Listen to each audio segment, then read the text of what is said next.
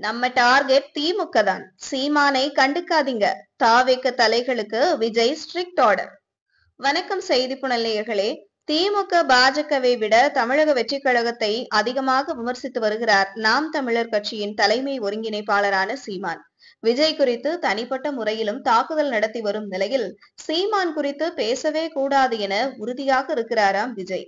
மேலும் சீமான் குறித்தோ நாம் தமிழர் கட்சி குறித்தோ இரண்டாம் கட்ட நிர்வாகிகளும் பேசக்கூடாது என ஸ்ட்ரிக்ட் உத்தரவு போட்டுள்ளார் என்கின்றனர். தமிழக அரசியலில் புதிய வரவான விஜய் 2026 சட்டமன்ற தேர்தலை எதிர்கொள்ள தயாராகி வருகிறார்.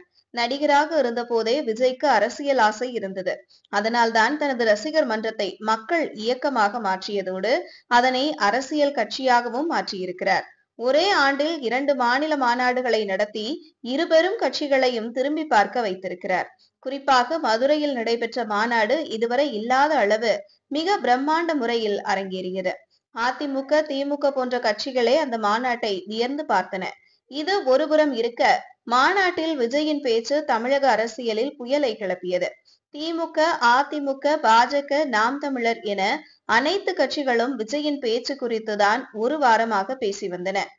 குறிப்பாக நாம் தமிழர் கட்சியினர் சமூக வலைதளங்களில் விஜயின் பேச்சை கடுமையாக ட்ரோல் செய்தனர். அது மட்டுமல்லாமல் இடும்பவனம் கார்த்தி, சாட்டை துரைமுருகன் போன்றவர்களும் விஜயின் பேச்சை தொடர்ந்து விமர்சித்து வருவது குறிப்பிடத்தக்கது. எல்லாவற்றையும் விட நாம் தமிழர் கட்சியின் தலைமை ஒருங்கிணைப்பாளரான சீமான் கடந்த ஓராண்டாகவே விஜய் குறித்து மிக கடுமையான விமர்சனங்களை முன்வைத்து வருகிறார். விஜய் அரசியலுக்கு வருவதற்கு முன் என் தம்பி விஜய் அரசியலுக்கு வரட்டும் என பேசிய சீமான், விஜய் கட்சி ஆரம்பித்த பிறகு அவரை மிக கடுமையாக சாடி வருவது கவனிக்கத்தக்கது. இது ஒருபுறம் இருக்க, கடந்த சில வாரங்களுக்கு முன்பு தமிழ்நாடு முதலமைச்சர் மு.க.ஸ்டாலினை சீமான் சந்தித்து பேசினார். அதற்கு பிறகு விஜயின் மீதான அட்டாக் அதிகமாகி இருக்கிறது.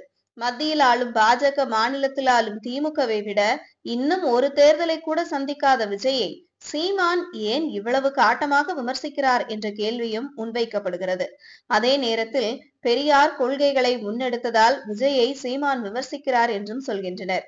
இந்த நிலையில் இதுவரை பாஜக, திமுக ஏன் அதிமுகவை கூட விமர்சித்து பேசிய விஜய் இதுவரை சீமான் குறித்து எதுவுமே பேசவில்லை. என்ன நடக்கிறது தமிழக வெற்றி கழகத்தில் என விசாரித்த போது சில தகவல்களை பகிர்ந்து கொண்டனர் அக்கட்சியினர். மத்தியில் ஆளும் பாஜகவையும் மாநிலத்தில் ஆளும் திமுகவையும் தான் நாம் எதிர்க்க வேண்டும். அப்போதுதான் வலுவான எதிர்க்கட்சி என்ற தோற்றம் ஏற்படும்.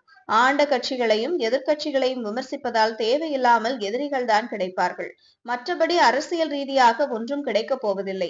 மேலும் நாம் தமிழர் போன்ற ஆட்சிக்கு வராத கட்சிகளையும் வாக்கு சதவீதம் இல்லாத கட்சிகளையும் விமர்சித்தால் தேவையில்லாமல் பிரச்சனை வரும் என்பதை விட நேரத்தை வீணடிக்க வேண்டாம்.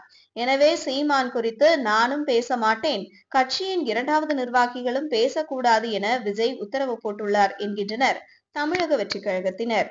இதுபோன்ற செய்திகளை தெரிந்து கொள்ள செய்தி புனலுடன் இணைந்திருங்கள்.